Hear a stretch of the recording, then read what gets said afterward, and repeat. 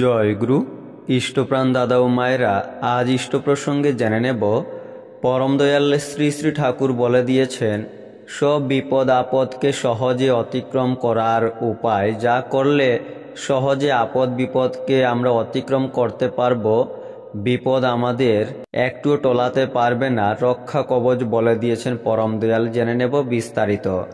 কথা প্রসঙ্গে শ্রী শ্রী ঠাকুর বললেন, ইষ্টভৃতি হল শারীর মানস তপস্যা পরায়ণ ভক্তির কার্যকরী বাস্তব সংক্ষিপ্ত রূপ। ইষ্টভৃতি ঠিকঠাকভাবে করতে গেলে তা অর্থ ভাবনা সহ জপও আনে, সঙ্গে সঙ্গে আনে ইষ্টস্বার্থ প্রতিষ্ঠামূলক মনন সমন্বিত ধ্যান। ইষ্টের ভরণ পূরণ করতে গেলে কায়মনোবাক্যেই তা করতে হয়। শরীরটা মানুষের বড় জীবন্ত বাস্তব জিনিস।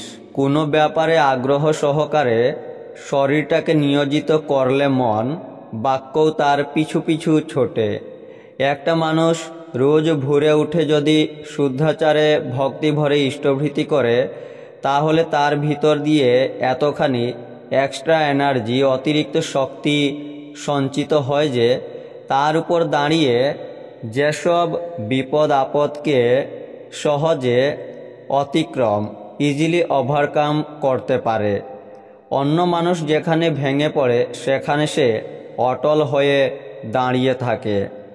শ্রী শ্রী ঠাকুর বলেছেন, ইন্দ্রজিৎ ছিল অজেয়, তার মূল ছিল নিকুম্ভিলার যজ্ঞ, কিন্তু যেদিন তার সেই যজ্ঞে ব্যাঘাত হলো সেদিনেই তার বিনাশ সম্ভব হলো। আমরা যদি তেমনি ইষ্টভৃতি অটুট রাখি, তাহলে যে রক্ষা কবচটা হাতে থাকে